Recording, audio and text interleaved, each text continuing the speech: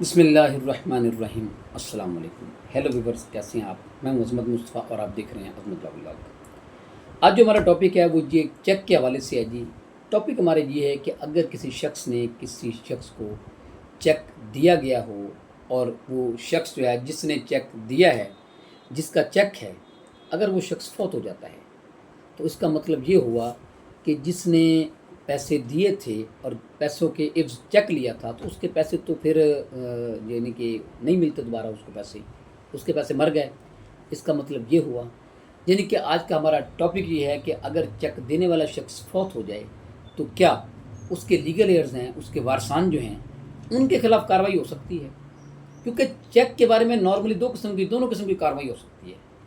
फौजदारी कार्रवाई भी हो सकती है, क्रिमिनल प्रोसीडिंग भी हो सकती है और सिविल प्रोसीडिंग भी हो सकती है।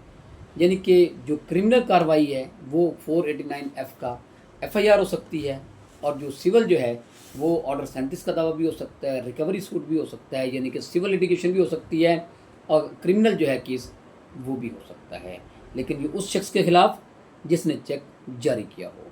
हमारा आज का टॉपिक ये है कि अगर वो जारी करने वाला शख्स फौत हो जाए तो क्या लीगल एयर्स के ख़िलाफ़ भी ये कानूनी कार्रवाइयाँ हो सकती हैं? क्या किसी भी कानूनी वारस के ख़िलाफ़ भी ये FIR हो सकती है, या किसी कानूनी वारस के ख़िलाफ़ दावा दायर किया जा सकता है? तो इसमें लॉ ये कहता है जी कि अगर कोई शख्स किसी को चेक देता है और चेक देने वाला शख्स फौत हो जाता है तो उसके किसी भी लीगल एयर्स के ख़िलाफ़, किसी भी वारस के ख़िलाफ़ कोई भी कानूनी कार्रवाई, खा वो क्रिमिनल हो या सिविल हो, वो नहीं की जा सकती। यानी कि वही लायबल होता है, वही ज़िम्मेदार होगा जिसने चेक दिया होगा।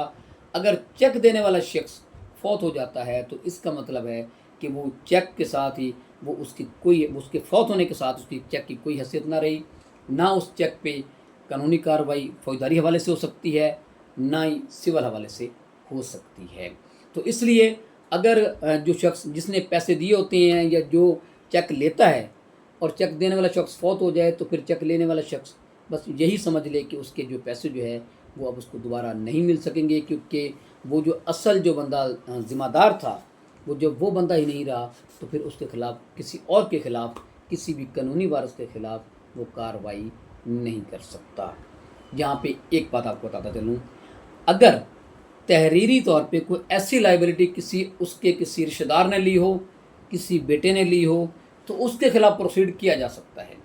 उसके ख़िलाफ़ दीवानी दावा हो सकता है, रिकवरी सूट हो सकता है, अगर आपके पास कोई तहरीरी सबूत हो जिसमें ये बात लिखी गई हो कि ये जो मेरा रिश्तेदार है ये चेक दे रहा है, अगर ये खुदा न खास्ता फौत हो गया या ये पैसे ना दे सका और उसकी फौत होने की हद तक भी ये बात लिखी हो, तो फिर जो है वो बंदा लायबल हो जाता है, वो ज़िम्मेदार हो जाता है इस बात का, उसके ख़िलाफ़ जो है वो प्रोसीड किया जा सकता है। क्यों? उसने लायबिलिटी, एक अलग डॉक्यूमेंट्स थे, वो एक इंस्ट्रूमेंट अलग बन गया ना, कि जिसकी बुनियाद पे वो आ सकता है बंदा कि जनाब चेक से जो चेक दिया था वो भी गया, उसके खिलाफ़ कोई कार्रवाई नहीं हो सकती, लेकिन ये अलग से एक डॉक्यूमेंट है जो कि ये चेक देने वाले शख्स के हवाले से इस शख्स ने जो लायबिलिटी ली थी तो ये पूरी करे, वो एक अलग जो है वो चीज़ है। लेकिन अगर ये चीज़ हो तो फिर कार्रवाई हो सकती है, अदरवाइज़ जो है वो कोई भी कार्रवाई नहीं हो सकती।